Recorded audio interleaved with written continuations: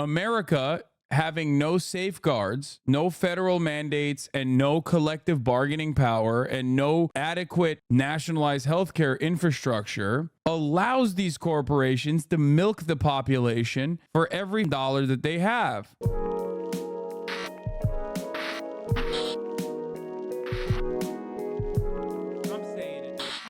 I don't know if I want to listen to Bernie Sanders talk about Benjamin Netanyahu, but here he's asking Ozempic to lower the price of the drug. And our politics lead, Ozempic, and it's ridiculous to have this kind of take, is it? All right, let's get to Bernie, and then we're going to move on from Israel. Type 2 diabetes and or obesity. Both drugs are produced by one of the most profitable pharmaceutical companies around, Novo Nordisk.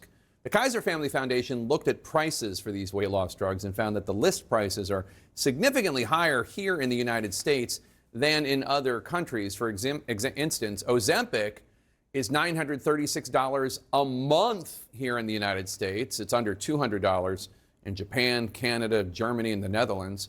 Under $100 in the United Kingdom, Australia, and France. And Wegovy costs more than $1,300 a month in the United States. Wegovy does.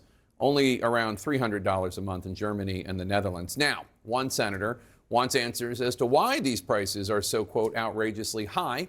And independent Senator Bernie Sanders from Vermont joins us now. He is the chairman of the Senate Health, Education, Labor, and Pensions Committee. Senator Sanders, thanks so much for joining us. As you know, in March, researchers at Yale found that both Ozempic and Wegovy can be profitably manufactured for less than $5 a month.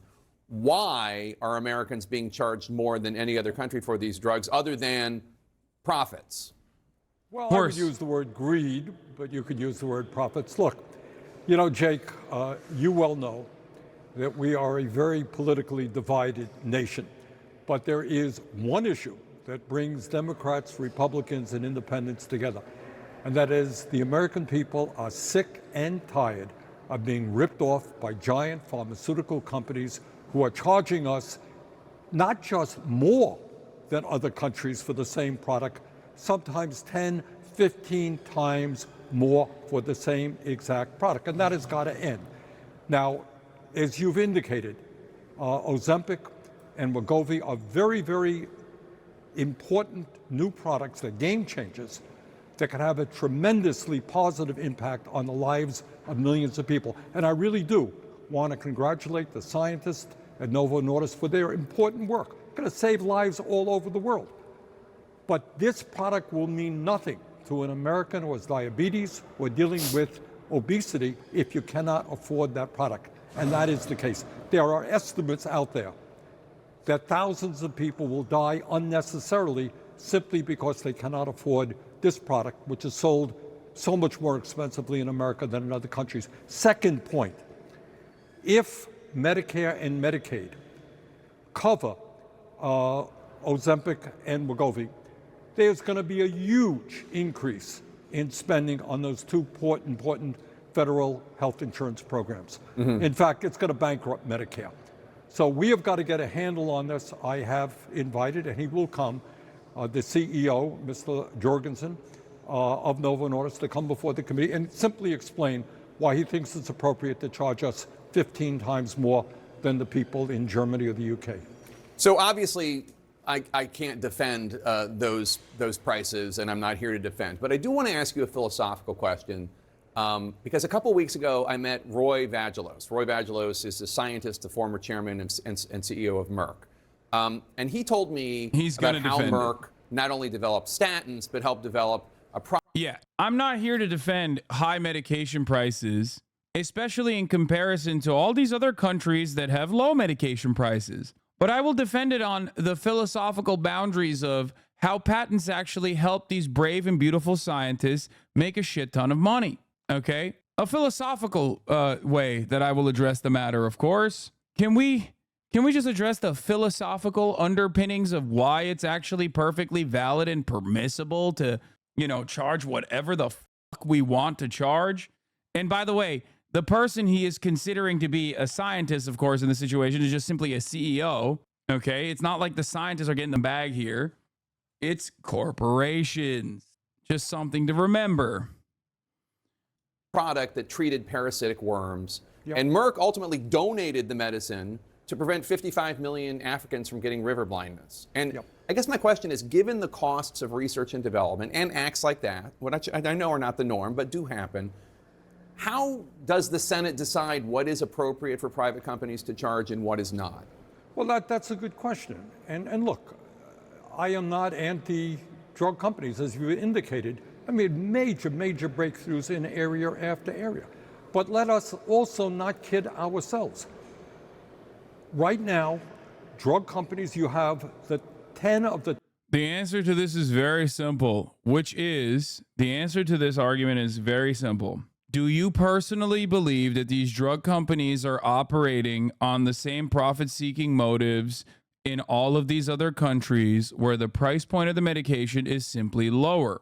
Or do you think, or do you know personally, that they could stand a profit even with those price points, and yet America, having no safeguards, no federal mandates, and no collective bargaining power, and no adequate nationalized healthcare infrastructure, allows these corporations to milk the population for every dollar that they have?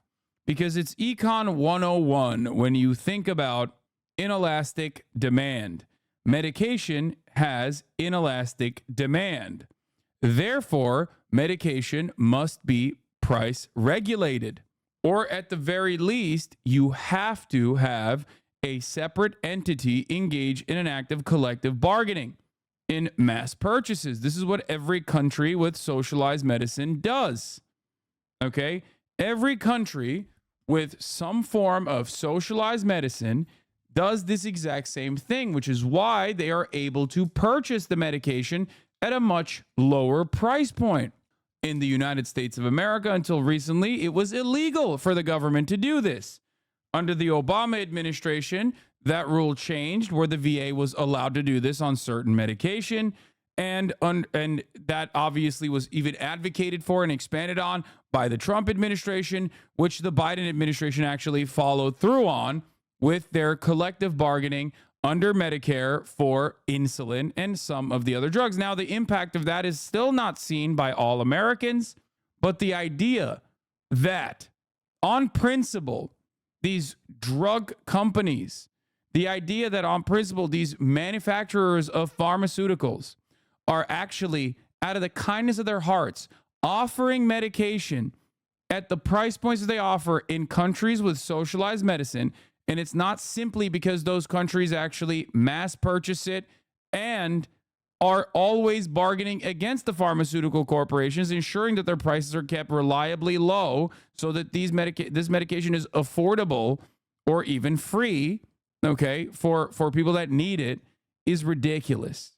It's the truth, and anyone who doesn't tell you that that is the truth is telling you a lie. That's it. The top drug companies in the world have made over $100 billion in profits in the last year. As we speak, Jake, right here, I'm on Capitol Hill, there are 1,800 well-paid lobbyists right now running all over Washington to make sure that we do not...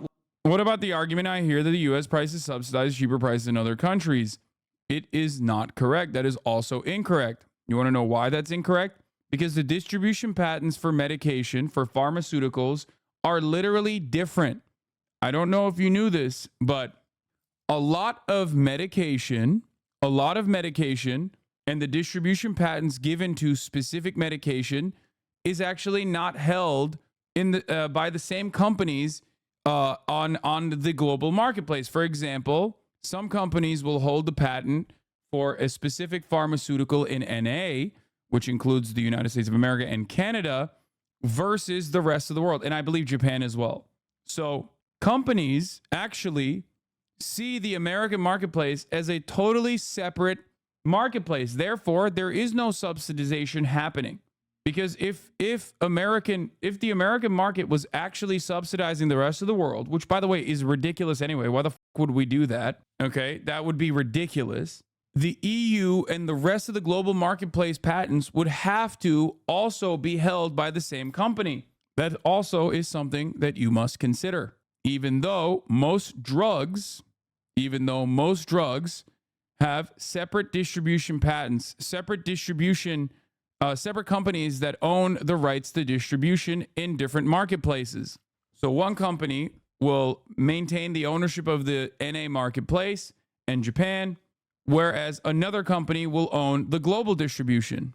So if there was any sort of like price sharing, or if there was any sort of like price subsidization occurring, then the same patent would have to be owned by the same company globally across the entire planet. It is also anti-capitalist to make this assumption. There is no way that you engage in this kind of subsidy across the board. You would just simply refuse to sell to the cheaper market. You would just not sell. If there was no profit to be made in the cheaper market, you would just not sell there. That's it. It's that simple.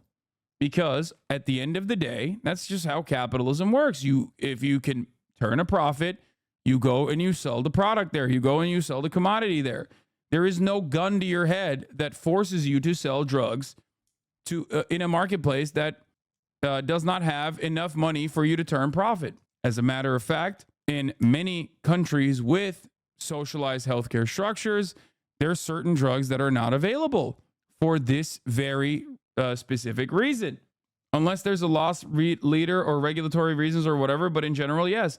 No, but there's no gun there's no gun being pointed at the head of like Merck or whatever, unless you are trying to, yes, become a loss leader and engage in like predatory pricing in order to drive out the rest of the competition of the marketplace, which in pharmaceuticals is like already maintained through patents anyway. What do you mean? What isn't available? There are many countries where certain brand pharmaceuticals are not immediately available. Certain drugs are just not available. Why? Because the drug goes to the government, right? And the government says, okay, we will buy this. We will buy this drug. Iceland doesn't have Rogaine, for example. That might be different reasons, though. There might be like a regulatory reason for that.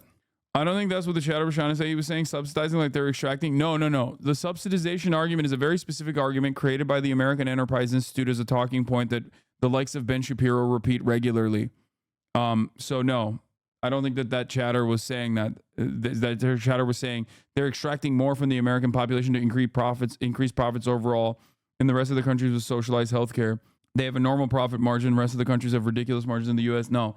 The argument of subsidizing is the same exact argument that is the same exact dumbass argument the reactionary right-wing conservatives engage in when talking about the American military. We have the military that we have because we protect the rest of the world. So all those other countries have the capacity to spend on themselves, but we are so magnanimous that we are spending all that money that we could be spending on ourselves, like our healthcare, our infrastructure, our education system, all of which is crippled on our military. Those other countries do not have their own standing military and they don't need to spend that much money on their own defense because we are doing it for them, is the argument that, ironically, America First conservatives make on a regular basis. Which, of course, isn't America first, it's America last. It also fundamentally misunderstands why NATO exists. NATO doesn't exist because we are defending the rest of the world. NATO exists so we can command the rest of the world. NATO exists as a protection racket for this reason.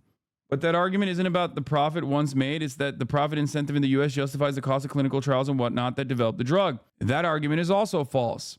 We are now in the territory of old school Hasanabi content. I have addressed a lot of these talking points in a million different YouTube videos. You guys can find some of them on my YouTube. Just look up like socialized medicine, pharmaceutical prices, Hasanabi for more, for a more condensed YouTube video on the matter. But I will address this argument as well. Profit incentives do not actually boost novel chemical compound discovery. As a matter of fact, the United States, in totality, being as large as it is and being as wealthy as it is, of course, still is leading the world in novel chemical compound discovery. However, if you look at and adjust per capita and look at the amount of money spent on novel chemical compound discovery versus how much novel chemical compounds are being discovered, the United States is not, I think it's in the top 10 still, but It is not at the top at all. I believe, I forget what it was. I forget which country was like number one. I think it might be like Switzerland potentially, or maybe not Switzerland. Also, most, if not damn near all of the novel chemical compound discovery occurs at the publicly funded research level. Companies will then go to these publicly funded research facilities that then will turn around and purchase the patent, sit on the patent, and then spend a shit ton of their money on both marketing and beyond the market, which should be illegal, by the way, beyond the marketing, spend it on research and development, right? And you immediately will probably think, well, research and development, see, Hasan, they're doing research and development. The reality of that research and development is that a big chunk of that R&D, it varies from company to company, but a big chunk of that R&D actually is finding new ways of delivering the same exact drug for the same exact reasons, for the same exact cure, for the same exact issues. Why is it so significant to find new mechanisms of delivery? Because that is a successful loophole in patent extension. These companies will say, we are sitting on this patent. We are going to max out on this patent. We're going to try to maximize the profits that we can get out of this patent that we now own. And the best way to do that, and the most reliable way to do that, is by trying to find different mechanisms of delivery of the drug. That is where a lot of the R&D goes to. Yet, for example, venlafaxine, an antidepressant, ran out of, and instead they used a metabolite of it called desvenlafaxine and patent and started selling it again, even though it's the same drug. Yeah. Novo Nordisk canceled Levemir insulin and will likely repatent it with another name. This is how companies engage in a practice called patent maxing. It's, we just made that up in this community. Patent maxing is not a real term, but that is basically what they're doing. I guess the professional term for it is called evergreening. They minimally change the drug or delivery mechanism and renew the patents. As a matter of fact, profit incentives genuinely stifle innovation in the medical sector quite frequently, as a matter of fact. If you want to know how, sometimes companies, if they're at the precipice, pharmaceutical corporations, if they're at the precipice of if they're at the precipice of a patent no longer being able to be extended, will refuse to do additional pharmaceutical trials that might have different uses for the same medication. They stop those pharmaceutical trials because they recognize that they no longer can max out on the profit because a generic alternative is going to be readily available at the end of that patent.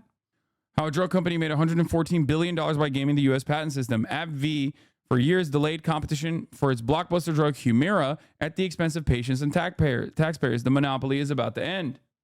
So that is something that people need to take into account. As a matter of fact, the profit incentive does not work at the behest of innovation, but oftentimes will work against innovation.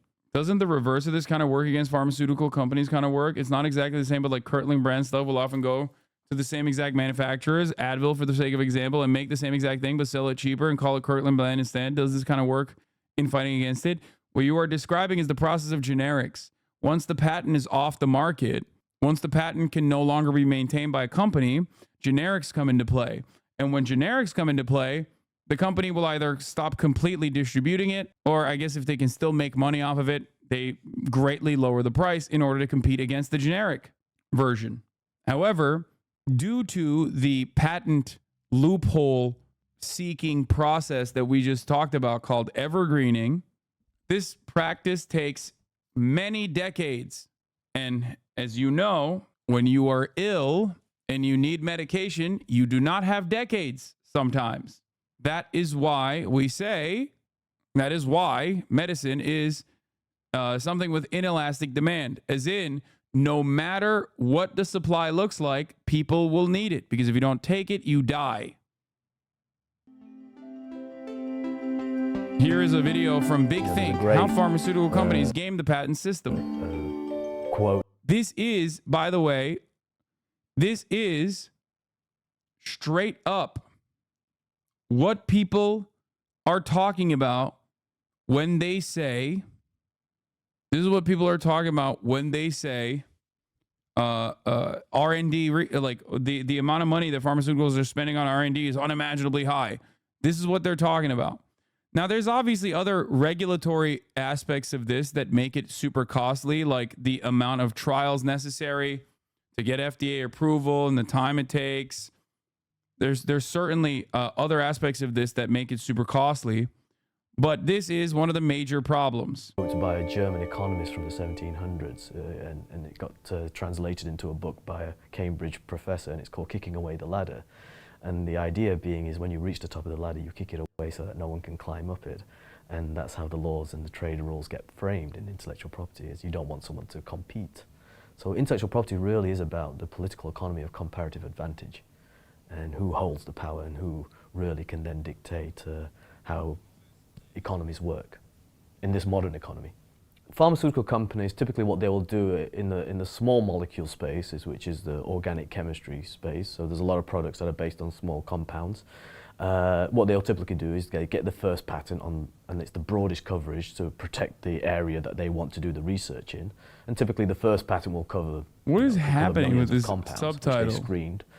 And then they will get into looking at which of those compounds have the best properties for the particular disease area they're going to look at. And then they will formulate it. And typically in the first patent, they will cover all those aspects broadly so that they've ring-fenced off the area so that nobody gets into that research space. And then typically then they'll add another patent, which will talk about how they deliver the product into the compound into the body. And then they will then find various ways to kind of tweak the dosage form. They'll say, well, we used to have 3 pills and we'll make it into 1. Or we will change the coating of the drug to get fast extended release. Now, people might say, well, something innovative in terms of putting 3 pills into 1. It never existed before for a particular product. That's inventive, that's innovative. I would say it's more innovative in the sense of somebody just applied it. But the basic science behind it has already been done, and it's known that it can be done. Now, science isn't exact, for example. Some things don't work with every particular chemical or every particular biologic. But largely, you would know to try it. It's been done before. You know that there's a route there. So for me, that is not an invention. That is probably maybe more innovation in the sense of I've taken existing science, I've reapplied it, I've come up with a different product. Now, for the purpose of the patent system, I don't think you should get 20 years for that. I think, yes, your investment should be rewarded. That's fine. No, fuck that. That, for me, is an incremental iteration of existing science, No, fuck that. No. I think all of this should be completely devoid of the profit incentive. I think a lot of people misunderstand the reasons as to why our brains are so permanently warped by a capitalist way of thinking that we think like the only reason why people do shit is so that they can make money. And I think that's ridiculous. And historically, it's untrue. It's ahistoric to assume that so many of the game-changing innovations in medicine that we take for granted now in modern medicine came from researchers, and still to this day it comes from researchers, obviously publicly funded research, but like so many of that came from researchers that had massive breakthroughs that specifically never intended on, generating a shit ton of profit off of this shit. Existing knowledge. The counter argument to that then is, well, if we don't give them something, if we don't give companies this incentive, polio vaccine, insulin, they won't come up with these slightly varied formulations. And my answer to that is fine, we want those, but you don't get 20 years for it. And I think that's where this one-size-fits-all, putting everything into the patent system as the incentive model is skewed now. Because companies have worked out how to game the system, and I think this is where we need to step back and realize, do we need a different model for those kind of low-hanging fruit type, slightly innovative tweaks? I don't call them inventions, because for me, innovation is a byproduct of invention. Invention comes first. That's the really new path-breaking science. Innovation is just commercializing it. When we use the term planned obsolescence, which was a strategy that developed during the Great Depression, because there was a need to keep people consuming. Consumption was low, investment was low, and so the term innovation, how do we keep people to buy the next color car? And we've seen that evolve with marketing, with better understanding of how consumers consume and the psychology. And so when I think of the term innovation, I don't see it as just progress or something that's new. I see it as a package of all these things. And so particularly when in the work that I do in the pharmaceutical field, the pharmaceutical industry is very astute at being able to say, well, we've got this new drug and it's innovative. And so really it's scientifically not new for the purpose of a patent. It may be useful in a different way. But what happens anyway is we muddy everything together, and so the extraction of monopolies as a result of the misuse of innovation is what concerns me the most. Now, there isn't a perfect definition of innovation because it can mean many different things to many people. But I feel in society today, we feel innovation is kind of, it's godlike, it's the king. It solves everything. It's our idea of progress. And a lot of it isn't progress. They're just incremental, but they're not inventions, which is what the patent system is about. And I think that's where we've muddied everything up. And I think deliberately so, because it's easier to claim an innovation. It's harder to claim an invention, because that's a higher bar. I'm part of a team that helped develop a new breakthrough therapy for a very rare, albeit deadly and absolutely devastating pediatric cancer. I was never driven by the salary. I didn't personally think of the new therapy. And barely made any money, $47K a year. I was seeing the mothers of patients cry when the cancer came back. That motivated me. Yeah, exactly. People are so far. It's ironic because a lot of times it's not the researchers that are like saying, I'm doing this for the money, big dog, give me the money. It's always like a salaryman working as an accountant that's making that assumption. You know what I mean? It's never the researchers that are like, no, I'm doing this specifically for the money. Projection maxing, yes. It's so funny because it ultimately is just like it's pure projection from people who are obviously stuck in these jobs they despise. Anyway. Yeah, innovation is an inherently bad investment. That's why high-risk novel research is done in publicly funded research labs and not by big pharma. The capitalism drives innovation lovers are always wrong. Yup. Our brains are so yeah, okay. I don't wanna watch this video a million times over, this time in like 3p. Okay. All right. So this conversation I don't think has anything to do with Benjamin Netanyahu until like the last 3 minutes we got debated. And but at least we had somewhat productive conversation about, you know, patent trolling in the field of medicine. Anyway, this is sometimes wrong. Patents are perfect for innovation. You just need to have the process behind it well regulated. For example, see wireless communication. What? All right, we're moving on.